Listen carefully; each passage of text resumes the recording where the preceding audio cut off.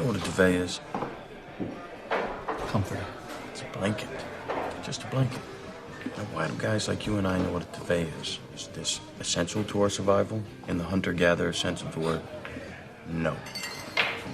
What are we then? Consumers. Right. We are consumers.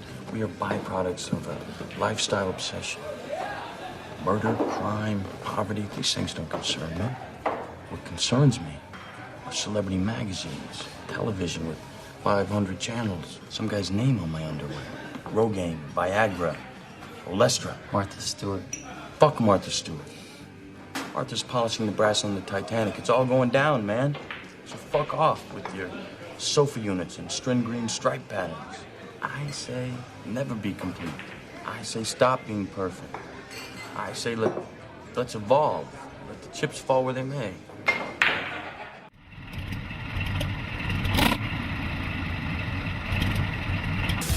Well, I'm not a crook.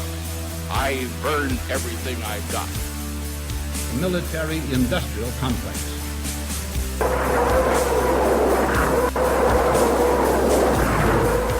A new world order. But we are here to destroy the control over the industry of other people.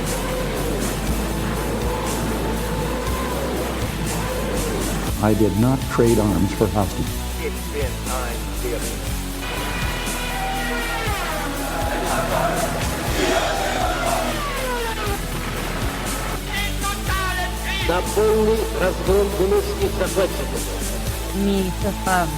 Myth20c podcast. Hello and welcome to the Myth of the 20th Century. Today we have a very special guest, James LaFawn, to come on and discuss the book and movie Fight Club. This has been long in the works, and since James is an expert on hand-to-hand combat and all things related to masculinity or lack thereof in our society, we thought this would be a good topic. So joining me today are my co-hosts, Nick. Hey. Hank. Hi, everyone. Alex. Gentlemen. And last but not least, Hans. Hi, guys. And before we get started the discussion, I just wanted to give a very special thank you to Johnny from another part of the world. He gave us a very generous donation and has been a very good friend of the show in other ways. So I just wanted to give him a special thank you. Nick, I think you may have had one other person that was kind enough to drop a few. Yeah, there's we got a donation from a Didymus who I believe will be coming on the show in a couple weeks to talk about eugenics. Is that right, Adam? Something along those lines. Yeah, he's got a background in psychology and using statistics to kind of understand human behavior, and he has a channel. So I guess we could plug his channel in the description. Sure, yeah, and we'll definitely cover that when he comes on. But without further ado, let's get started on the book / movie by Chuck Palahniuk. Actually, I have a question. Is that like Ukrainian? I've never heard of a name like that from any other part of the world. It's Russian. Okay. It's Russian. I believe the way you say it is Palahniuk in colloquial American English. Okay. That's how he says it, I believe. Yeah, so he's from I've always heard it that way. Oregon, by birth, I guess, and his. I think he's from Washington by birth, but okay. He lived in. He's like a fixture of Portland. He wrote like a travel, like kind of a esoteric travel guide to Portland, the name of which escapes me, but it went through all the things like the fag bathhouses, which he loves so much. He's like he's a transgressive fiction writer. He's basically a poor man's Bret Easton Ellis, who he's wrote a trashy American version Psycho, of right? Ernst Younger. That's kind of what I get. Well, Ernst Younger was like a great warrior. Yeah, I wouldn't compare him to Younger. No, actually, I followed up on kind of Palahniuk, just curious to see what he's been up to, because he wrote the book in '96, and he's it was his first novel. Very famous for the movie, especially.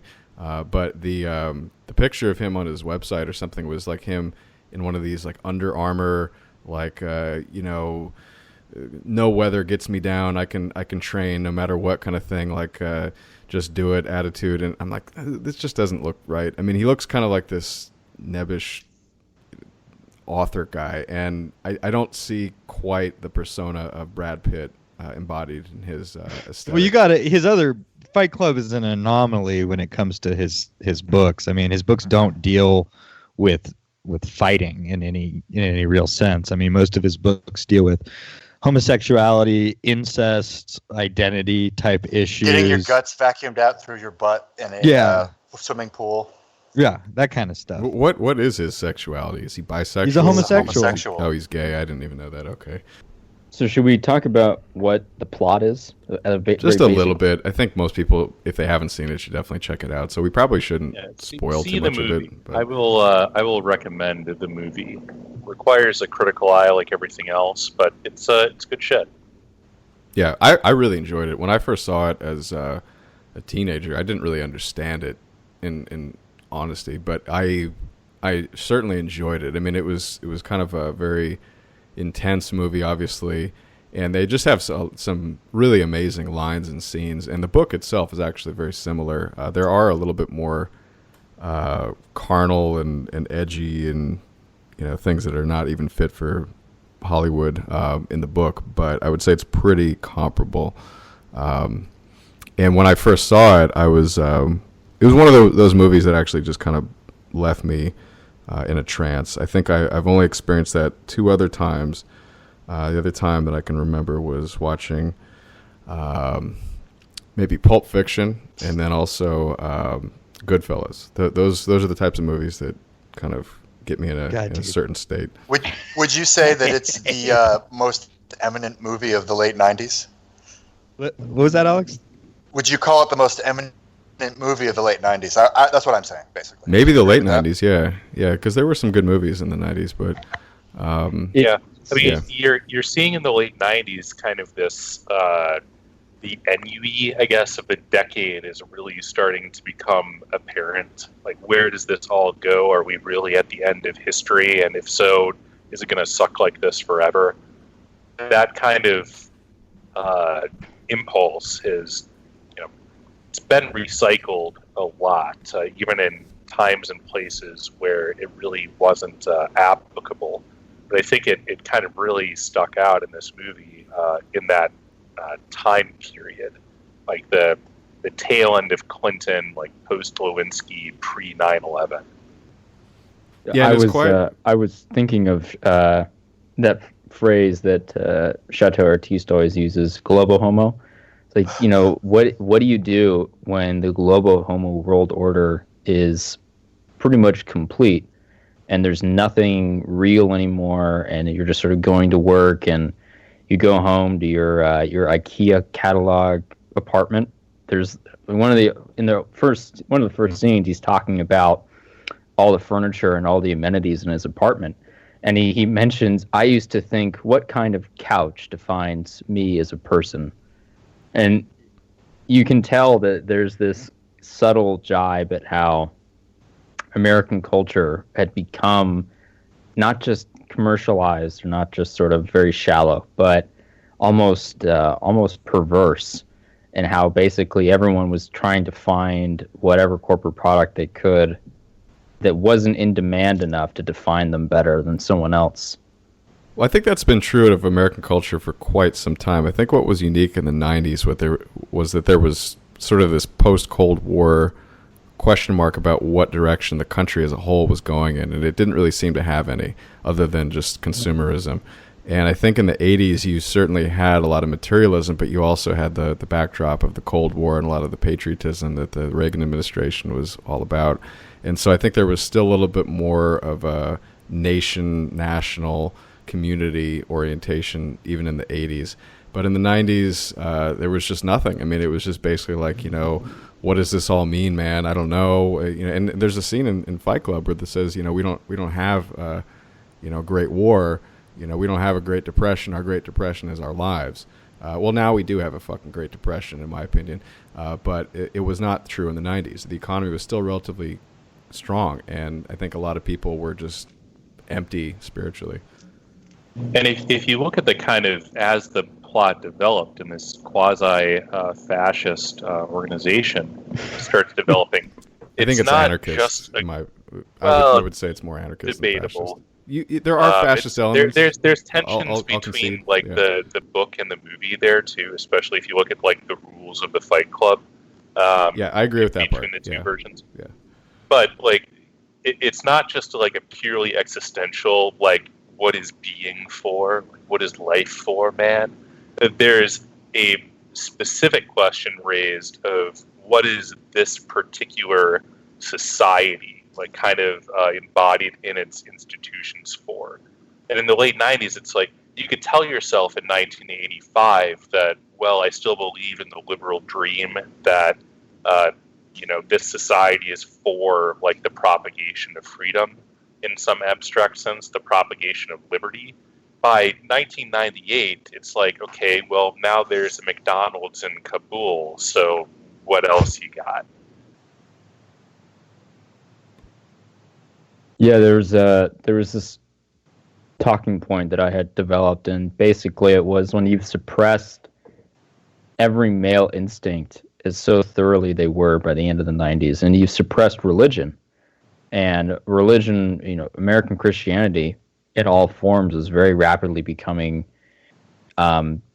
just another store at the corner market. So you would go to your church, then your grocery store, and then maybe the coffee shop, all in one fell swoop. It was not authentic. There was a complete lack of authenticity. I have a question here, if I may interject. So I think that Nick and I are on the same page that it's not as good as we remembered it being. And I wonder, James, having not seen the movie before, do you think this is like what do you think of the movie? Like, is this a significant cultural object, or is this just Hollywood trash? I somewhere in that spectrum, I wonder what you would say. Well, the reason why I never viewed it, because people tried to get me to watch it, was because I was involved in an actual fight club, and so I had no interest in seeing a movie about a fight club because I was just busy doing it. I could tell you I enjoyed the movie in a weird way, and I think earlier Nick made the point about the IKEA boy section of the movie, where there's a long time he goes over his possessions. It was Hans? Okay. Yeah. His possessions and his actually, it's a demonstration of his total emasculation. He's nesting. He was describing himself as a nesting, neutered male. He's just imitating a female. And when he's discussing the apartment complex where he lived in, where he had his condo, he called it a filing cabinet for widows and young professionals. Yeah, there's a sign. It's kind of a little Easter egg, but if you watch the movie enough, you start to pay less attention to the plot and just noticing things, camera angles, foreground, background, and you notice there's a logo for his apartment complex, and it's literally just a place to be somebody. No! I watched it one time and I took 9 pages of notes. I got about 10 quotes out of it. But the thing that really, it struck me as far as Hollywood goes is one thing that was big in literature in the 80s, when some men started getting vocal about emasculation. And he had this gay drum circle bullshit. And there was a book, a poetic book, titled Iron John. I forget the guy that wrote it. He was like an older Scottish guy or something. Where these guys would get together in the 80s, these 40-something dudes, and get together in this love drum circle and have their like own get-together. I always thought that was so gay, it sickened me. And I saw that pop up in this movie.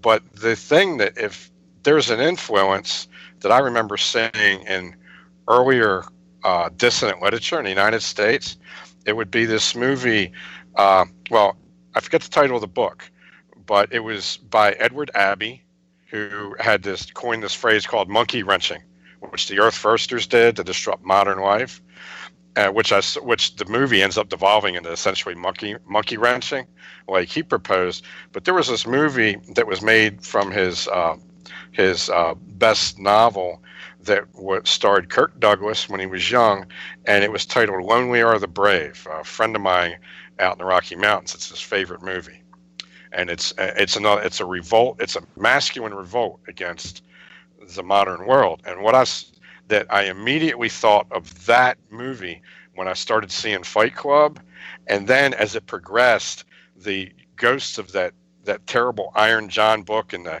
gay drum circles in the 80s encroached, and it kind of seemed like an emasculated postmodern neutered male's view of a revolt against civilization, and kind of in the spirit of Edward Abbey, where you're going to try to disrupt a civilization. And I thought he did. It makes sense now that he's gay. I didn't suspect it.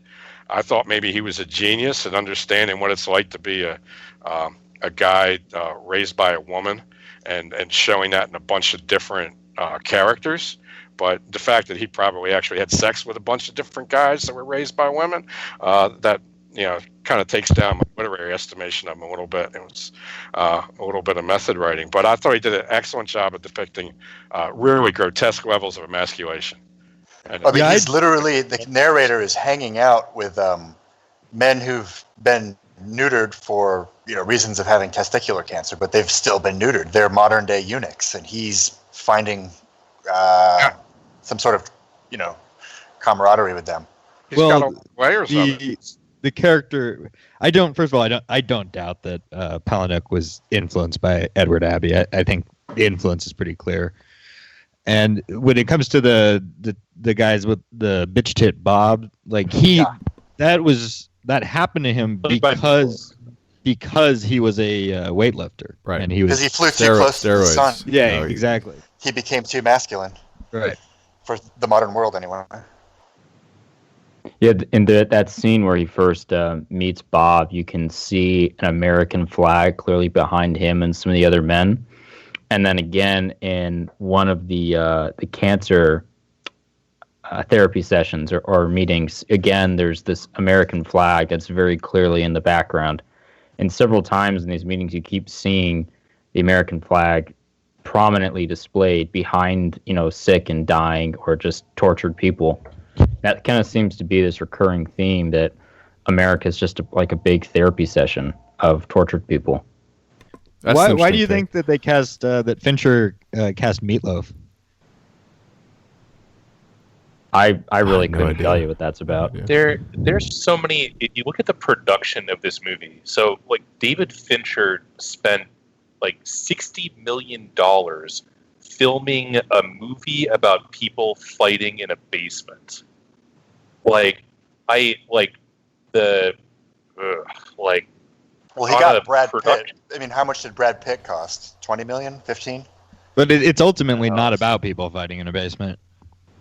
Well, I think Fincher did an extraordinary job. I think it was money well spent. It's a fantastic movie, but there's kind of interesting aspects of the production about why he decided to do things in certain ways. That was what it seems to amount to is as a filmmaker, he could get away with it. Why not? It's well, he had done Seven with Brad Pitt before, so that relationship was already there, and I think he had gotten a lot of credibility through probably that movie, and then he subsequently did Panic Room, and then Social Network. I think is probably the biggest blockbuster.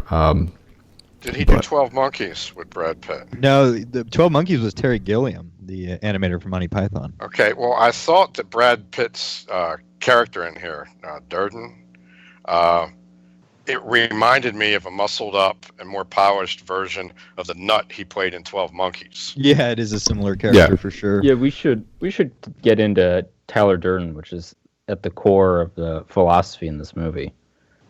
I regarded him as some sort of postmodern primitivist. He's not really genuine in any way. The stuff about splicing pornography into children films. Yeah, but there's this tendency for I think a lot of guys like us to idolize a lot of what he's saying or does, and it's not authentic, and it's certainly not traditionalist. It's a very sort of grotesque primitivism. It's if anything, it's closer to sort of Horkheimer cultural Marxism or critical theory. Like, we're just going to slowly rot society out whatever way we can, and prepare to take over. Well, and in that same sense, honest in its inauthenticity, that it doesn't purport to be authentic. Right.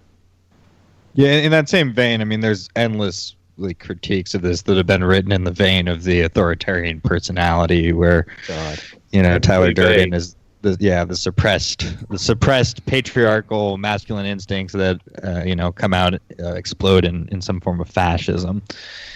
And I don't know, if you look at Palahniuk's other work, though, like, it's the most salient theme I can find is just, you have the ordinary decorum of so-called civilization with, various expectations and rules and manners.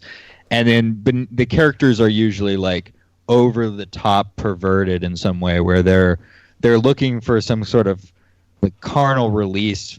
They're looking for authenticity in the grotesque. They're looking for it in even in the scatological and the incestuous, and that's the dominant theme. And so in this case, like with Fight Club, the taboo that's being broken is seeking violence and seeking authenticity in violence. So, like, we keep using this word authenticity or authentic, but I don't know. It's kind of a fuzzy signifier to me. There's kind of like it rolls in a bunch of concepts. I don't know if we need to do like roundtable about like, what does authenticity mean to you? But it seems to be kind of, in one sense, this discarding of kind of obsolete mores. It's like you're reducing kind of built up parts of social constructs that are like appendices that no longer really have a use. They're empty signifiers now. I would say it's an original work. I would assert that authenticity means original. You're doing something on your own accord through your own thinking or design, rather than reconsuming some packaged product by someone else, whether that's culture or actual physical product. I would describe it as... you want to go first, Alex? Thank you. I will. It's pretty simple. I think it's just, in the late 90s, we had not completely exhausted the thrill of swearing and of using disgusting imagery. And if you look at movies from the 70s through the early 2000s, the early aughts, that's the trend. It just becomes more and more disgusting and more well, we'll just leave it at disgusting. I think that's all we're seeing. I don't think there's any deep message to it, really. Yeah, I would say, like, when I say authenticity in the context of Palahniuk, what I mean is that he sees everyone as having these various desires that need to be satisfied that social mores don't allow to be satisfied. And the suppression of them leads to them being satisfied in more and more outrageous ways. Just obvious homosexual parallels.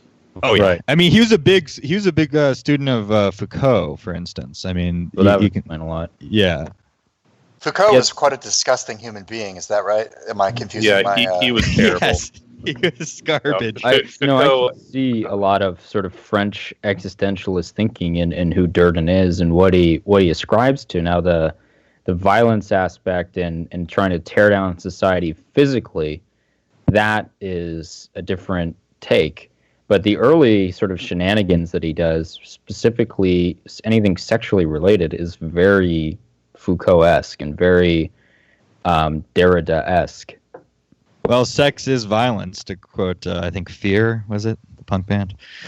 I mean, yeah, go ahead. Is that James who wants to talk? Please go, James.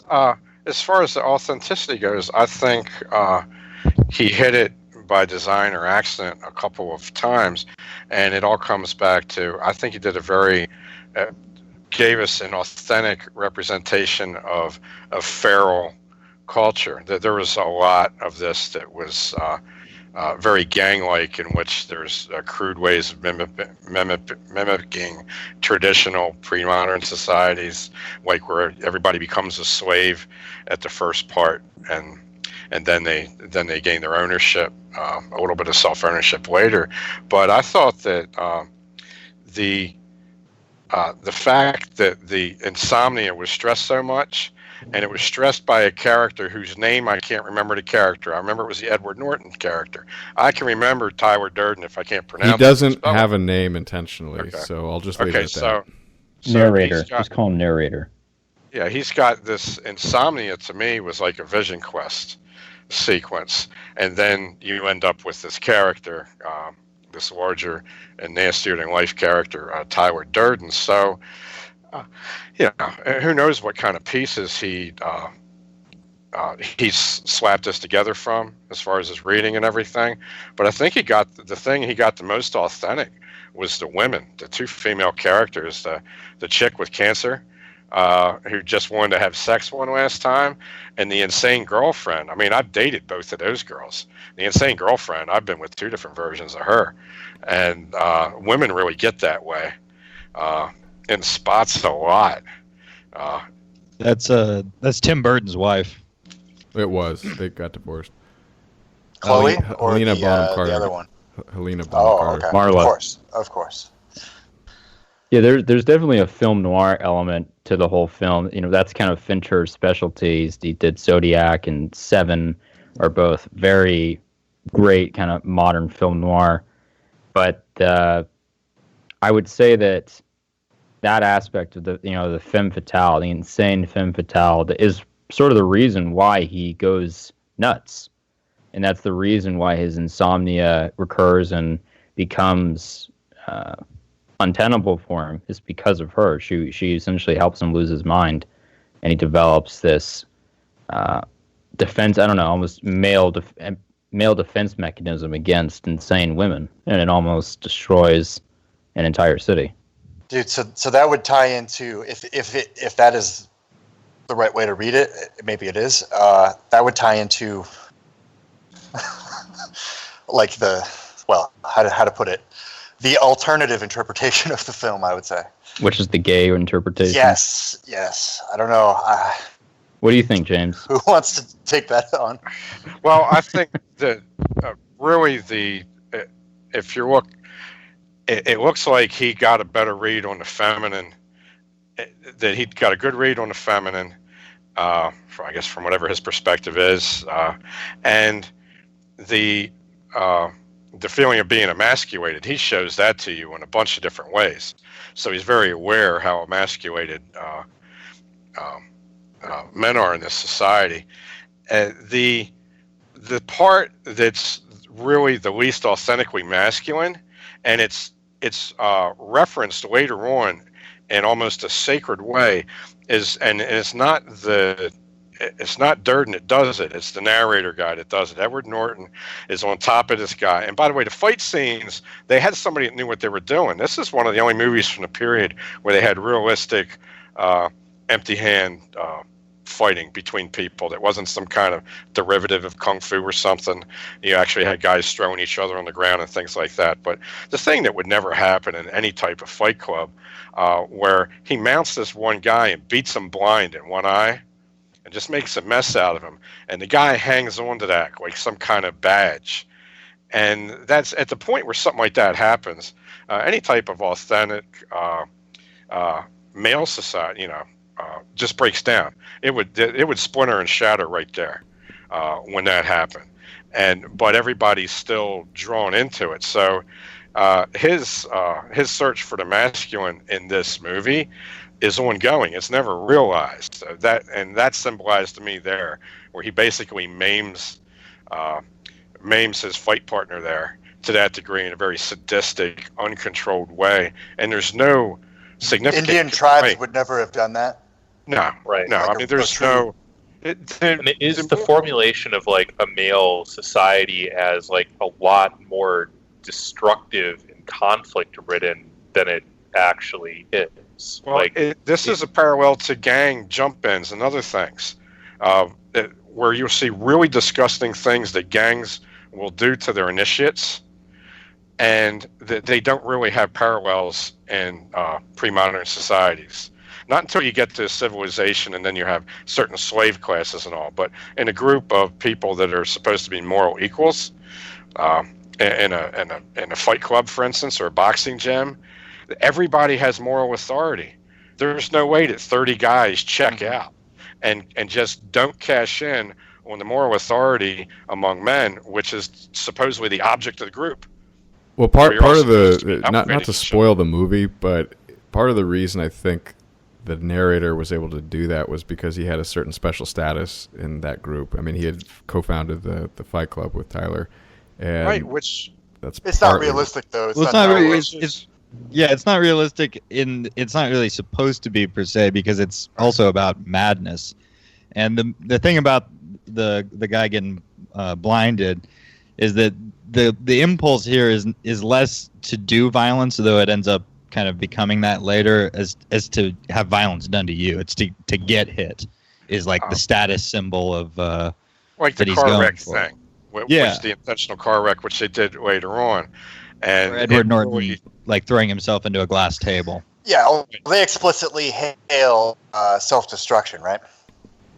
Yeah, but I think this is actually a departure from that philosophy, and I think it's portrayed somewhat cleverly in that it's demonstrated to be kind of a disgusting act rather than what was previously something that both combatants were willingly participating in. In this case, this guy was sort of a new guy, and I think he was putting up with the abuse from, frankly, a guy who was jealous of him. And I think that's a display of the ugliness of what is possible in an environment like this. I don't think it was sort of an endorsement of it. I think it was demonstrating it as a misdeed. I took it as a metaphor for the fact that the search for their whole masculinity has just eluded all these people, and they're now on this crazy train. You know, that there was a promise there that was started by this group, and then it becomes social monkey wrenching, and it's no longer men elevating each other, and now it's about them enslaving each other, which was really when the house started going, when they developed the house Mayhem. Project Mayhem. Right. And I think it's kind of a departure into that. And there might have just been an incapacity on the part of the author or the filmmaker to really grasp how those guys in that room would have really reacted if they had really been part of the Fight Club that was postulated and shown up until that point. They were still the same guys at that moment. They went back to being the same exact guys they were when the thing was started and hadn't grown anything, and then they go on to something else. So that was just striking to me because they did emasculation super well. I've never seen a better depiction of emasculation than in this movie, and it was many layered. But when it got to that point, then the Fight Club structure itself hadn't imparted anything to any of these men that it actually would have. And that might have just been a plot device, but it probably just goes into the fact that whoever was involved in putting this together had never been involved in anything like that. You know, the other guys just wouldn't stand for it. I think you're right, and it is sort of a dichotomy in the kind of tone of the movie, and I think that's partly why the name of the group changes from Fight Club to Project Mayhem, and it may have been a plot device. It may have been a plot device, right? Well, what I'm getting at is that I think there are conflicting themes here that may not be compatible after all. I mean, I think the attempt of the author is basically to show I don't know if he actually thinks it's a real solution, but a solution to the ills of the demasculization of society. And the initial Fight Club is basically about rekindling those primal, maybe you guys would call it authentic, masculine roots of men. But that's all in isolation, and they're basically in this basement where they actually have to fight off the gangster who owns the club to allow them to continue. But what that doesn't allow them to do is anything but be other than just a bunch of recluses. They actually can't control society as a whole. So what they're trying to do with Project Mayhem is actually upend the entire society so that they can actually be free outside of their basement.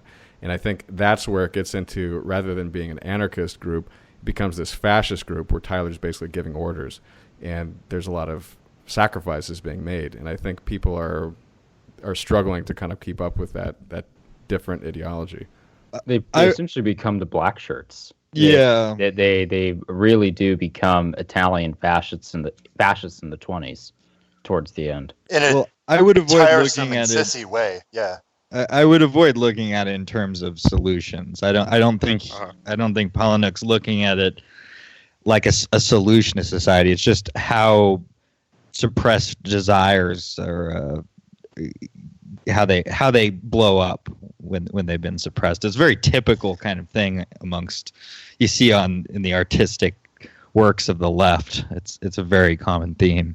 Palahniuk is someone who's. Go ahead, James. I was just looking at it in terms of authenticity. Okay, I understand, as Adam just laid it out, the stages as this movement goes through, and it can work as a metaphor. But if you're a writer and you're writing about a group that's going to have certain dynamics, and these dynamics are going to take over, and they're going to develop changes in the individuals, and then you cap it off with a scene where none of that has come about. It's like watching a gunfight in the old A-Team TV series, where guys are standing 10 feet away with machine guns blazing away, and nobody gets hit with anything. That there's no realistic effect to go along with the supposition. So I was just really speaking to the authenticity of that scene, and noting that it just wasn't realistic. That didn't pass the suspension of disbelief muster for me. If it's a science fiction book, that's when I shut it. Because he just developed something that's not realistic according to what's been shown thus far, what they've been doing together. It didn't. Realistic changes in these men did not occur during that fight club. He's not modeling a real social structure that we can see in historical societies in any way. Yeah, it's so just it was absurd action. Okay, yeah, because when you have people that are kind of responsible for personal violence, there's a lot of reciprocity that goes along with that. Like, it ends up being like the Heinlein quote, like an armed society is a polite society, but honestly more so when you have the ability not just to inflict death on each other, but incremental amounts of pain. There's that, and then there's also the fact that each one of these men that participated in this would develop their own authority within the group, a certain level of moral authority. And then all of a sudden in that one scene, all of what they would have been developed, it all flatlined. None of it was there. And then you just have this weird sadistic dictatorship thing where these other 40 guys in this group didn't develop as men at all. And they just all deflated right back down to where they were, when it was just an emasculation matrix where guys were getting drunk. Right. And it becomes Go ahead, Alex. So the men who are partaking in this fight club, at no point do you see any girlfriends, any wives, or any children. Right. And that's maybe that means something. Like that's gay. Basically, look, I'm just going to come out and say it. I think that the movie very well may be some sort of gay allegory for I don't know, but like this imagery of like this acidic kiss, this kiss that like hurts you, and then the violence and the some of the language that's used, especially in the book. But the book is actually very authentically represented in the film. There's a lot of direct quotes right from the text. So I don't know. I think that we may be dealing with something that's even darker than we proposed. Well, the Fight Club, I was thinking it could have been. I took it. I didn't know this guy was gay that wrote it. I took it as being an attempt at a monastic solution, as a way to get your masculinity back. I did too. I didn't see it as like some kind of gay thing. I saw it as more of a MGTOW kind of, proto MGTOW kind of thing. Yeah, certainly he learned a good deal about Japanese Zen Buddhism, and that's basically embodied in the story. His complete knowledge, well, I don't know. He knows at least as much as I do about Japanese Zen Buddhism, which is more than nothing, I'd say. Are any of you familiar with that tradition? Yeah, I am. Vaguely. So what do you think, Nick? Is he basically representing at least a significant component of it? It's definitely a certain very American pop culture version of it, I would say, yeah. Which might be what I have. Yeah, I mean, if I could add, I mean, and please clarify, Nick, but my understanding, my very limited understanding of maybe Zen Buddhism or Buddhism in general is that as an antipode to Western culture, which is about acquisition, it's about reduction. So it's sort of like you should free yourself of the need for things because then you are truly free rather than adding more and more because there's always more you can add. If you can actually eliminate the desire itself, or the obsession, rather, you're actually becoming closer to enlightenment. Well, yeah, you can never eliminate desire. What you do is you recognize it, and you're not ruled by it. But it works as a solution to his nesting emasculation, where he was a slave to his IKEA furniture, as far as the book goes or the movie goes. Right, and I mean he replaces the old desires of, wanting stuff and wanting to fit into bug world with a desire for, the physical, the visceral, the violent, and eventually with chaos and the destruction of civilization. So it's like he jumps to Buddhism and then goes all the way down to chakras to the bottom. Yeah, exactly. Okay, well, that's the anal cool. chakra. Right.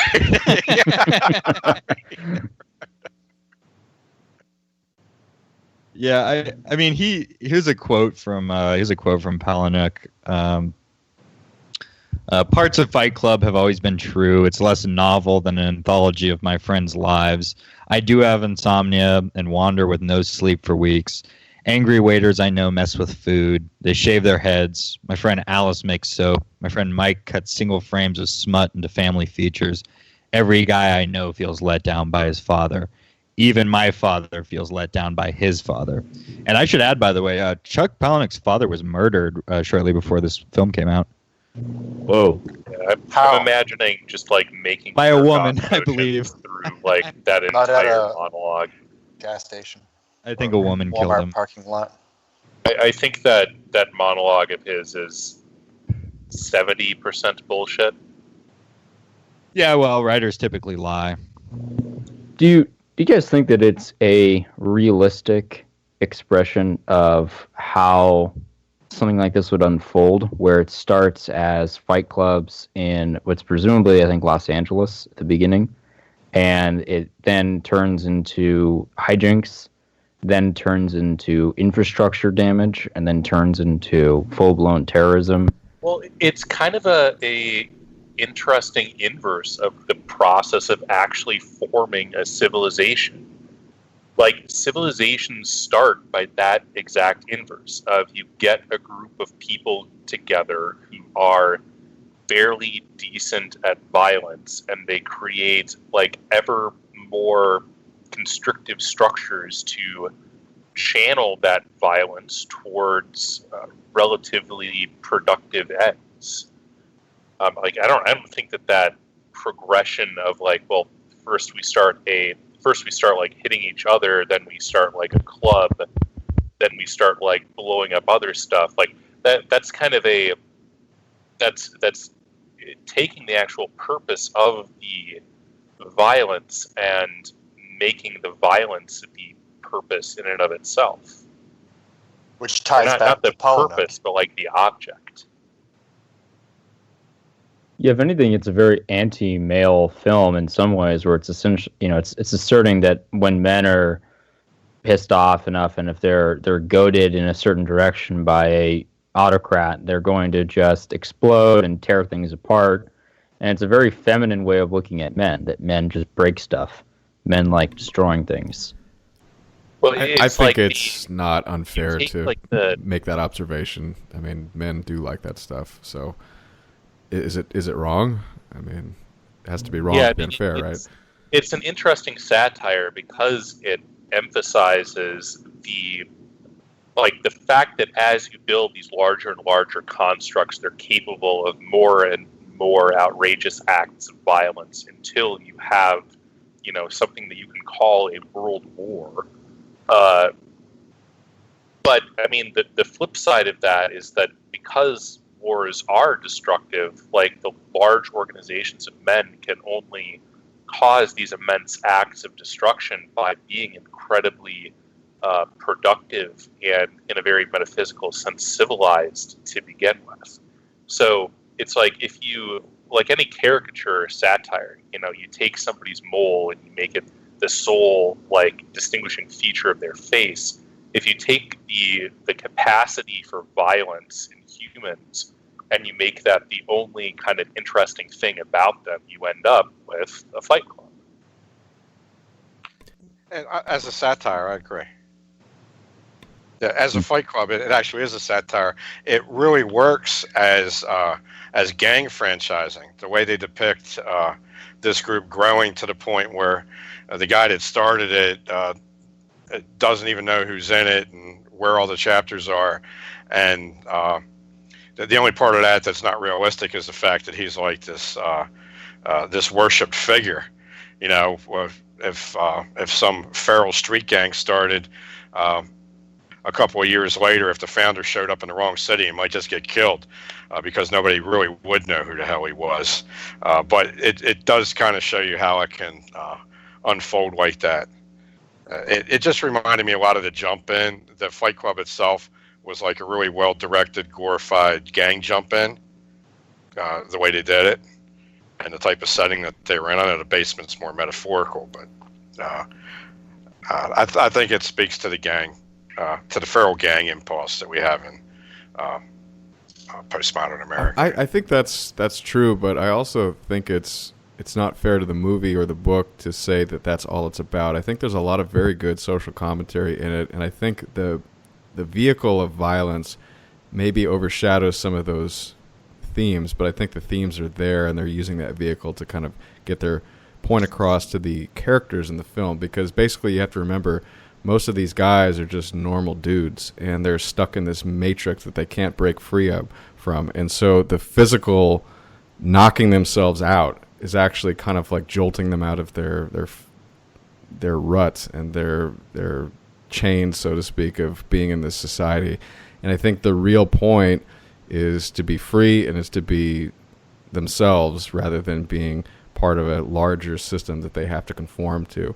And I think the critique of the movie is very accurate when it comes to the ills of consumerism, the ills of narcissism, the ills of just not speaking your mind or being yourself. And I think there's a lot to be said for the movie and the book in those respects.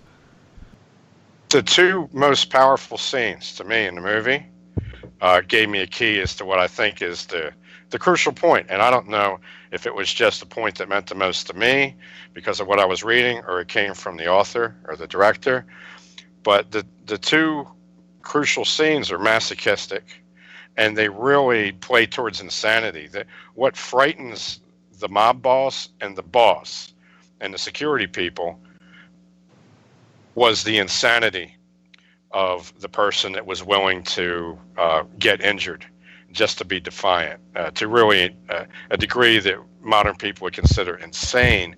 And I think...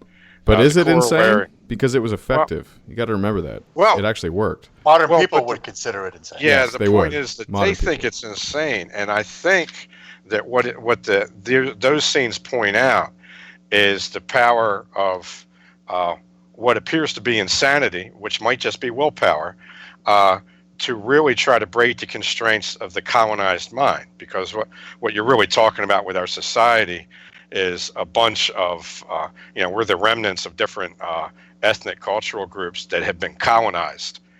We've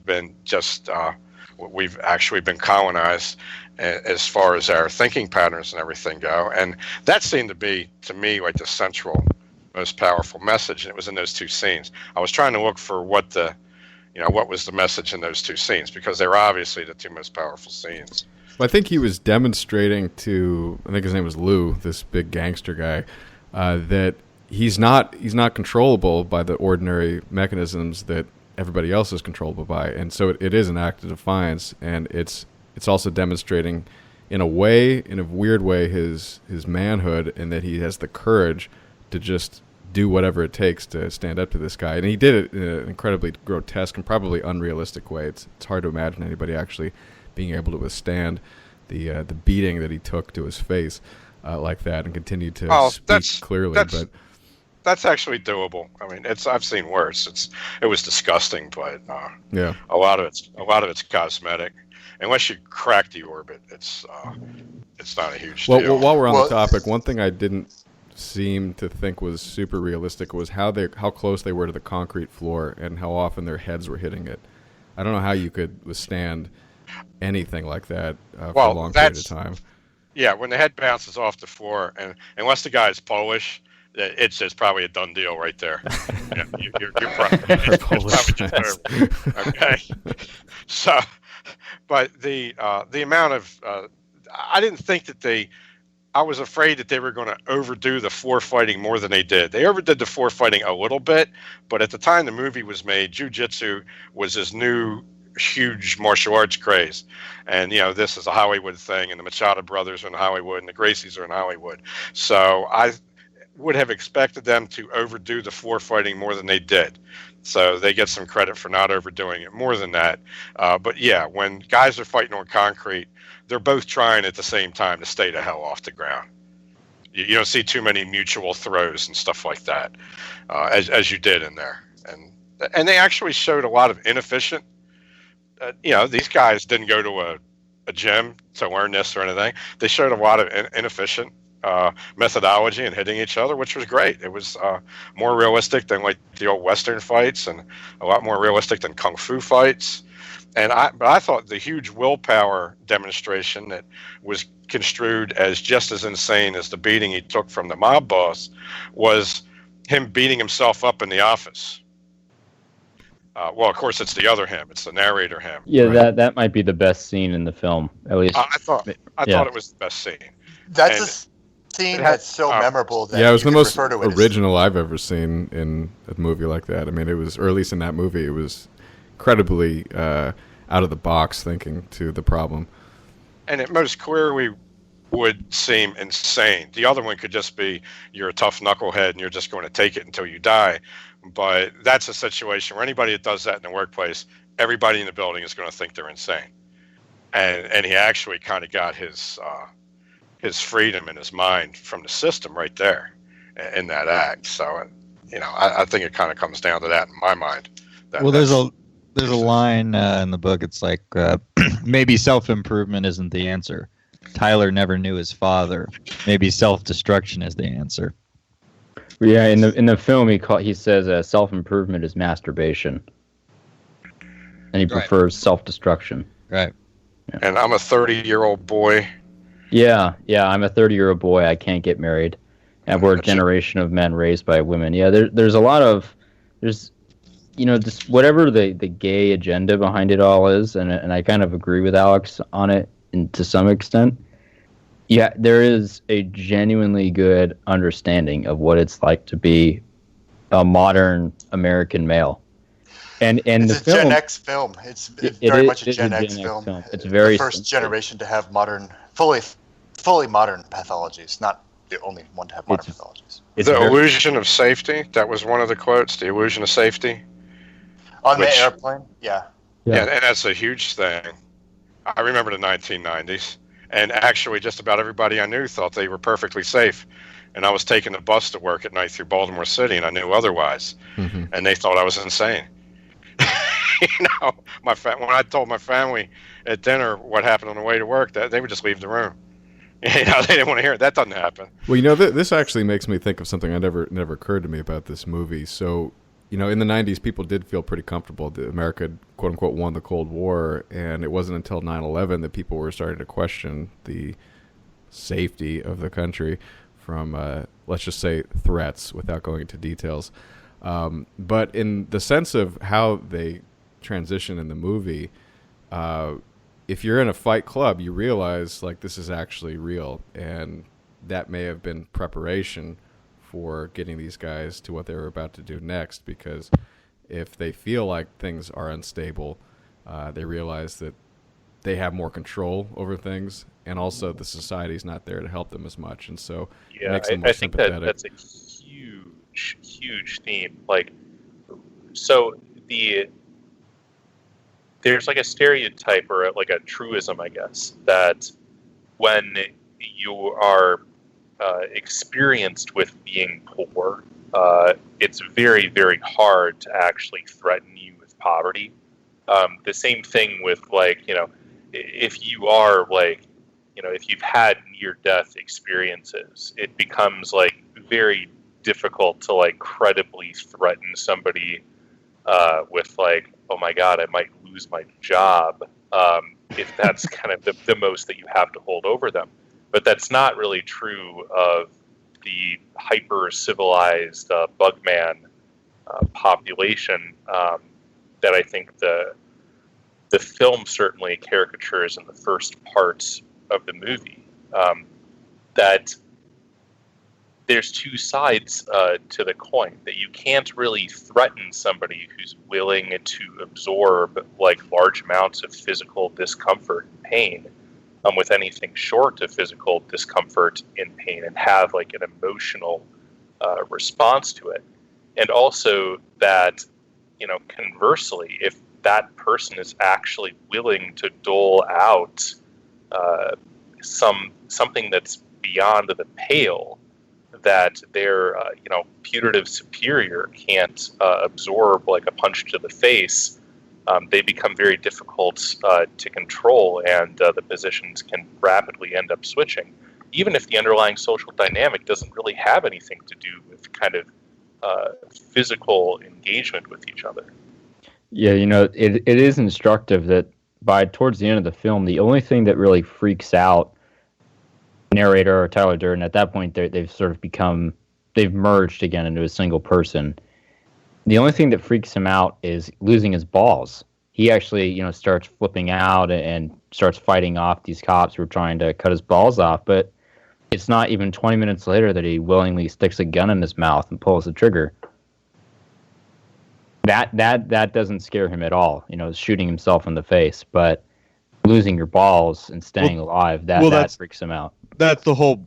That's Tyler. Tyler is that side of it's the entirely masculine side of his psyche and his desires for that. And so after he gets rid of all these other attachments and those are the things, yes, that control you, that hold power over you, fear of, you know, losing your stuff, your money, or your life. The last thing he has an attachment to is that element of him, and that's how he overcomes it in the end. Is he's willing to kill that part of him too. Yeah, I agree. I think it's a progression. I think he's certainly fearful of any man would be fearful of losing their reproductive ability, but the final, you know, willingness to concede or to overcome, it's sort of a duality, is demonstrated by the suicide. So, and that's the middle class Zen Buddhist Shinto aspect of the film. Yeah, that's his. Yeah, exactly. That's his final attack. That's how he attains nirvana at the end, is by parting finally with the thing that allowed him to part with the rest of it. And also for society as a whole, I mean, the end scene is basically the demolition of all civilization. And to the Pixies. Yeah, excellent. And the whole concept, though, of life after death, I think is important too, because we're all clinging to what seems to be a very comfortable, wealthy society, yet we all know at the same time that it's seriously sick. And we're afraid that if we do try to radically change things, what comes next is worse. But I think there's a realization at the end with his own suicide and the destruction of the city, that whatever comes next has to be better than whatever I've got. And the concept of renewal after that is important too, because there is, I think, a hope for that, or at least an expectation that it's likely.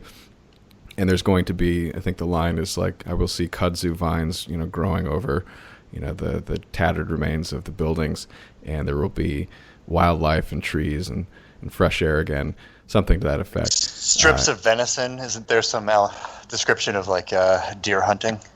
Yeah, it's very kind of anarcho-primitivist, and it's kind of like the fourth turning, BS, where everything kind of goes in cycles. I mean, it's not complete garbage. Things do operate that way on, and this is another quote from the movie, A Long Enough Time Scale.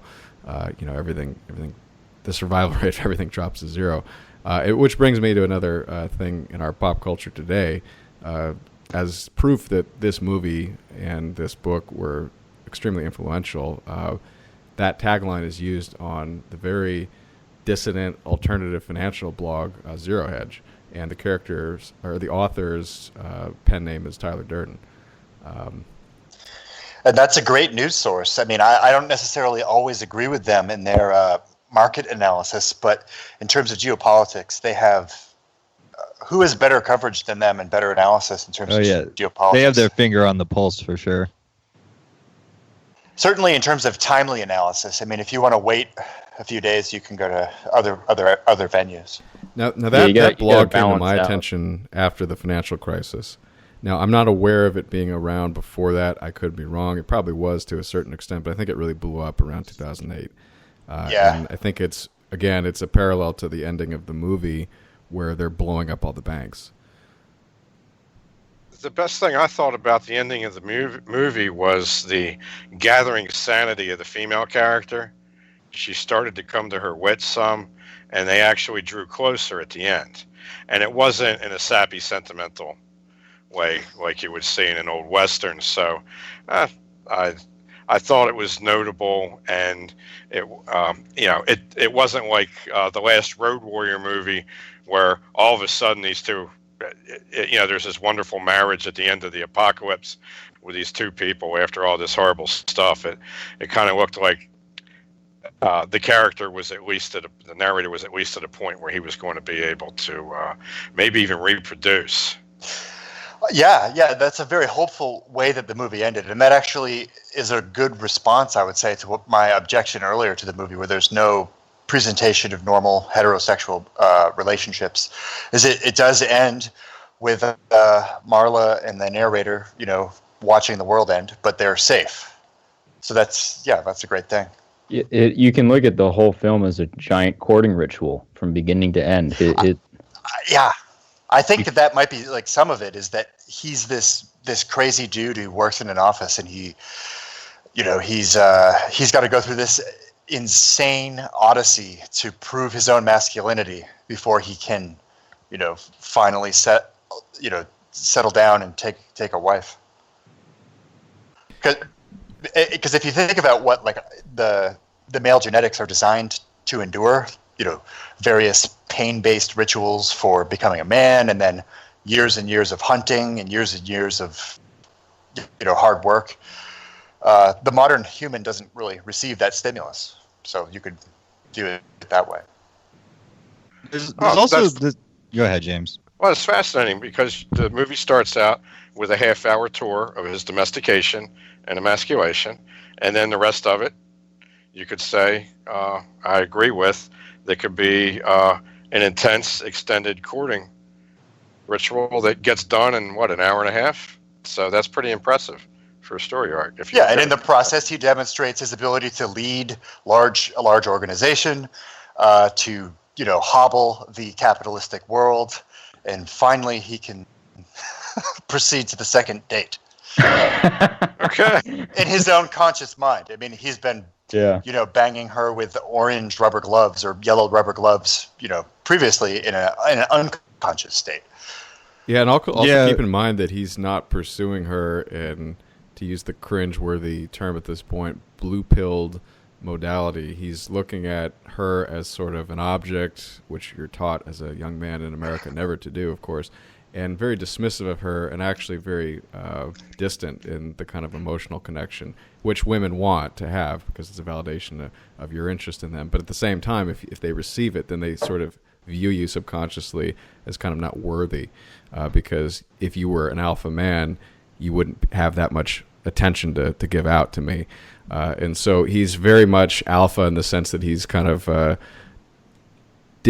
diminishing her relevance throughout the whole film for various psychotic reasons that whoever hasn't seen the movie should watch and figure out. But basically, it has an effect of actually making her more attracted to him, which I think is it's a big theme that a lot of men don't understand today. Well, and there's also the homosexual element of, like you mentioned, the sex with the gloves.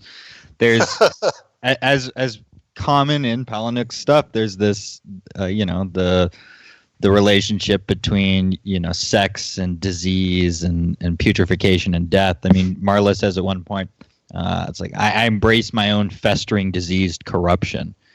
And she says, like, I haven't been fucked like that since grade school. Right? Yeah, yeah, that was a good one.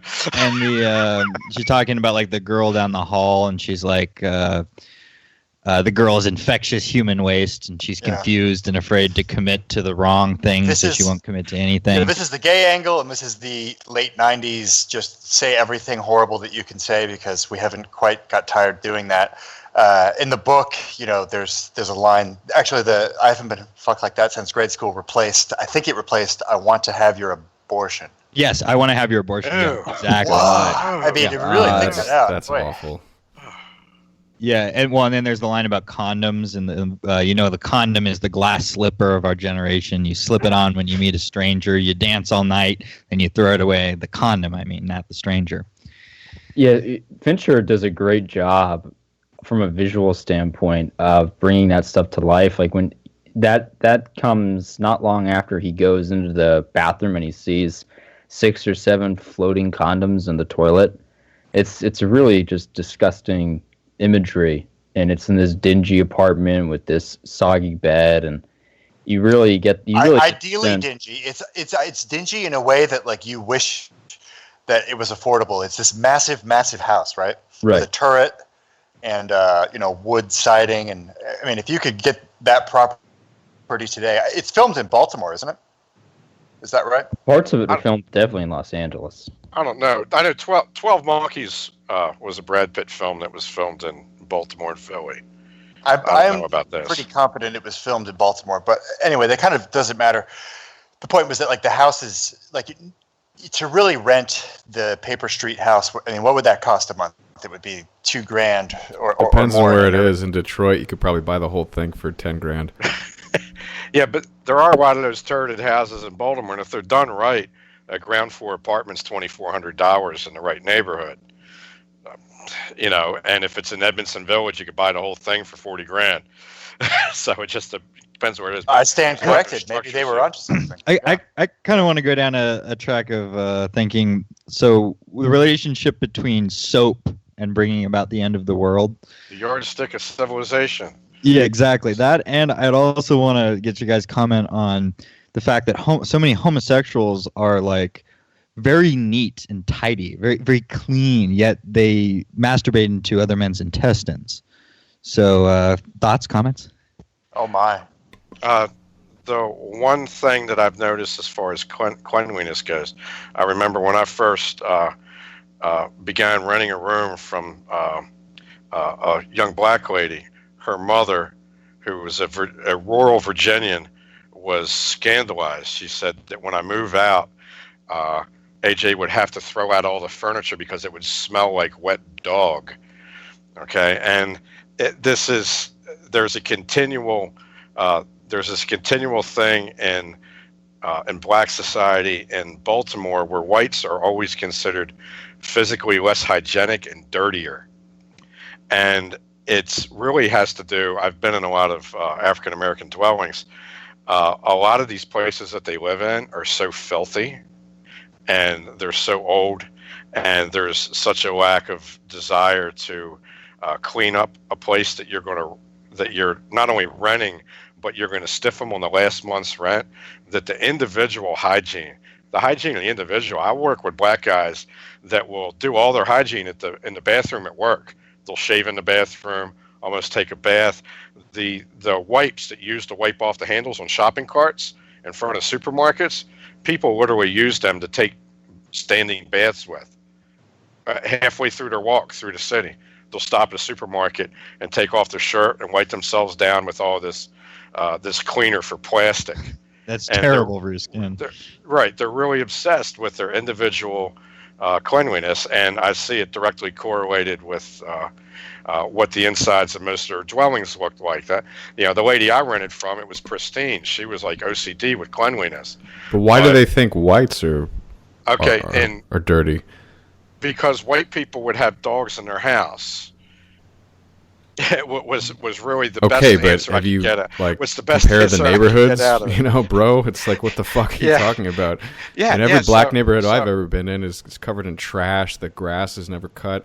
I mean, the windows are fucked up. The paint's falling off. If you look at it from their perspective, we smell weird. If you look at it from their perspective, and they're living in that shithole environment, at least their dog's outside in the yard because they don't give a shit about the dog. It's just a status symbol or a guardian. So they're not internaling in their mind that the inside of white people's places are any cleaner. So the addition of the dog inside of that unsavory environment is like a bridge too far for them. Okay, whatever. Because it's already filthy, and it's already so filthy that they're to the point with individually obsessing about their own cleanliness. Like walking on top of their shoes when they're barefoot and stuff like that to keep from touching the floor in the place they live because mama doesn't own a vacuum cleaner. So that's just my observation that goes with the thing with the gay guys. I don't know if there's any correlation, but I just noticed that people that live in filthy environments seem to be obsessed with individual cleanliness, and the military follows this. You have guys out in the field in the mud have hygienic requirements that they could get in trouble for not meeting. I mean, it could be as simple as trying to maintain a certain average cleanliness. So if you're in extremely dirty environments for a large proportion of your day, the way to maintain average cleanliness would be to have absurdly, reciprocally clean environments on the other part of the day where you have some control over what's going on. What do you guys think, though, about the impulse to clean the world with soap? I mean, I think it's just a nice metaphor. I think it's probably not absurdly complicated. I mean, there's an interesting scene where they discuss the origins of soap, about how there were human sacrifices on a hill, and their remains were filtered into the river below, and they noticed that their clothes were more clean when they washed in that particular spot. And sort of like forming a closed circle between sacrifice and rebirth and all that. I think they kind of explained it in the movie. And a closed circle between skimming the fat off of civilization and then destroying civilization with the skim. Yeah. Yeah, selling women's fat asses back to them. And that might go back to if there's an influence from Edward Abbey. I know Earth First took their inspiration from him. And Earth Liberation Front. All right. Those are the people who burned down like car dealerships and what else did they burn down in the late 90s and the early 2000s? They were a terrorist group. Yeah, logging camps, like the houses, like rich people's houses out in the middle of the woods. I mean that's pretty rad, I think. In the book, one of the guys in the Monkey Wrench gang, what he does is he burns down billboards wherever he goes. Incidentally, a lot of those ELF actions, they determined after the fact that those were basically committed by agents producteurs. Oh yeah, for sure. So there was what would the goal be there? It's just to make people feel uncomfortable in the upper middle class, the striver class, when their Mercedes dealership gets burned. Yeah, there wasn't a whole lot of deep thinking behind, like, we have to do something, man, like the Earth. And So they had started off as actually like effective mechanisms for like preventing development. Like they would spike trees, so that if you took a chainsaw to them, there was like a really high risk of injury. So basically, you couldn't clear that section of forest. And then after the decision was made to take them down, you had a lot of agents provocateurs showing up and being like, well, spiking trees is all well and good, but that's only a misdemeanor. What would be really sweet is if we burn down something worth over $10,000 that's been trafficked in interstate commerce. But I wonder who would want to fund those agents provocateur, because it's they don't just show up out of random cause, right? Taxpayer. Yeah, they were it's your tax dollars at work. Like all the NGOs that financed the World Trade protests in '99. Like it's not uncommon for people to be doing this. Yeah, like the FBI shortly before September 11th, they had eco-terrorism as their number one concern for like kind of a domestic extremist groups.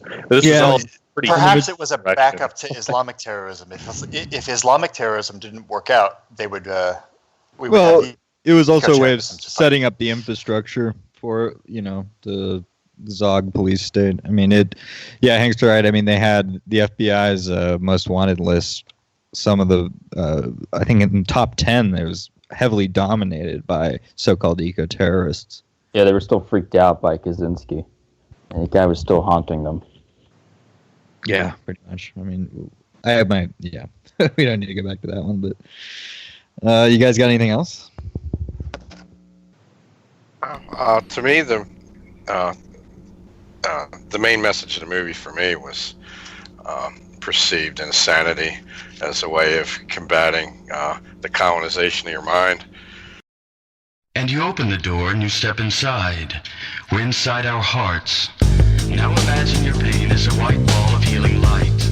That's right, your pain, the pain itself, is a white ball of healing light. I don't think so.